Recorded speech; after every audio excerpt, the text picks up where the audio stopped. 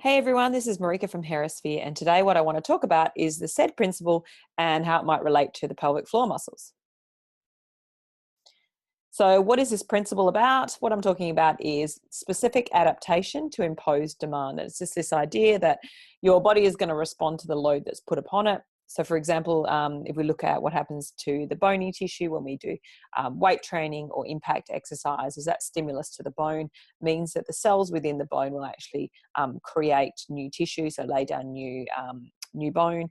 And same with the muscular system. So skeletal muscle, if you do lots of weight training, for example, you're going to get changes in the muscle tissue size, but also probably changes in the recruitment. So the muscles actually, more muscle fibers get recruited in order to perform exercise. So we do get these bony and muscular changes to exercise. It's a principle used a lot in sports science, and it's this idea that, if you want to have a specific result, you need to have a specific training plan, and you're not necessarily going to get carryover effects from one type of exercise to another. So that's where that specificity idea comes from. So if you want to be really good at cycling, it's not necessarily going to be helpful to be doing swimming. So it's a specific adaptation as a result of a specific load, so type of load and amount of load. So are the pelvic floor muscles different to other skeletal muscles? Some might say yes. I mean, there are a lot of the principles work the same. For example, the muscles do respond to load, and you will get hypertrophy of the muscles in response to exercise. And this might be where some of that pelvic floor retraining can actually really help with things like stress urinary incontinence and pelvic organ prolapse. So by doing specific pelvic floor muscle training, what some people might call Kegels, can actually bulk up the tissues and actually help support the internal organs, and also, give better urethral closure, so to stop leaking. I think a lot of what happens in the early stages of pelvic floor rehab is probably as a response to changes in the nervous system itself. So maybe that the brain and the pelvic floor are connecting better. We're getting more drive to the muscle, and the muscles are actually coming in more quickly. They're responding to load better. You can actually switch them on more easily. So probably what happens in those early few weeks, and improvements that happen early on, are actually changes to the nervous system. So we can definitely get changes early. But I guess, as with any other muscular training, we're looking at this Goldilocks principle. So too much load might be detrimental. Not enough load can also be detrimental. So we want to think about that in terms of designing a pelvic floor rehabilitation program. And if we're talking about specificity, yes, Kegels are definitely beneficial, and we can get that hypertrophy.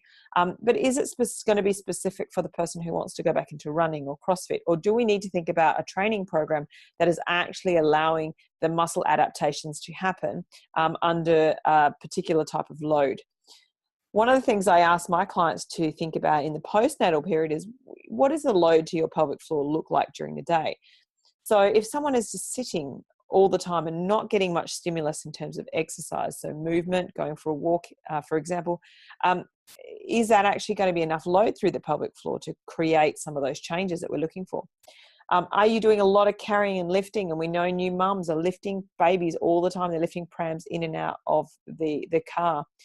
Coughing and sneezing and constipation, those three things. So lifting, carrying, coughing, sneezing, constipation, those three ideas can actually mean too much load through the pelvic floor, which might result in symptoms like prolapse, which is that heaviness, dragging feeling, or incontinence, so leaking of urine and feces. So those things can be a result of too much load.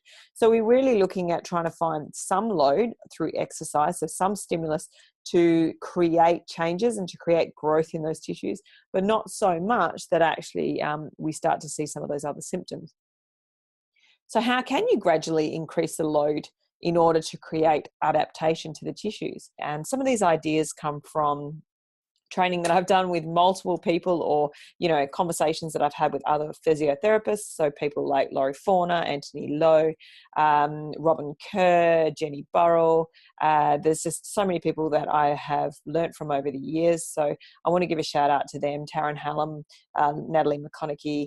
Thank you so much for having conversations with me and allowing me to ask lots of questions. But this is kind of where my head is at the moment, and sure, that might change as I do more pelvic floor examinations. But I guess where I go from in terms of pelvic floor training is starting with the basics and then adding load. So I think early stage rehab, Kegels, and teaching the knack, which is that contraction to stop leaking when you cough or sneeze. So it's a voluntary contraction to close off the urethra.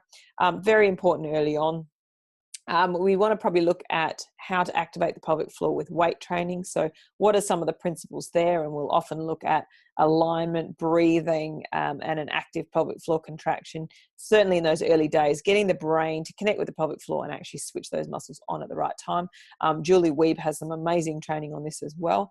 And then we want to look at training that reflexive contraction. So ideally, when you're loading that pelvic floor, we want to have that pelvic floor being able to respond, to accept that intra-abdominal pressure, to accept that load and not allow the abdominal contents to move down through the vagina. So, Anthony Lowe does some amazing stuff on this, looking at, for example, do we want to exhale on that landing from a box jump and try and retrain that reflexive pelvic floor contraction.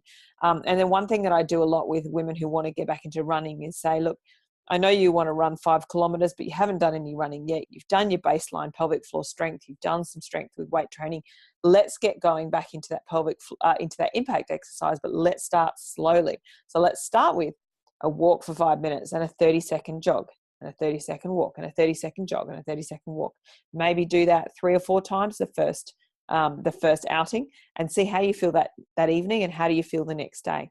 Is there any dragging, heaviness, leaking? We're looking for those symptoms to see whether or not those tissues are actually coping with the load. And then we just increase the on time, increase the speed, change up the surfaces, etc. Just with any kind of rehabilitation process, is we just gradually increase the load and watch for any negative symptoms. Okay, I hope this helps. Let me know your thoughts on the SAID principle as it relates to pelvic floor.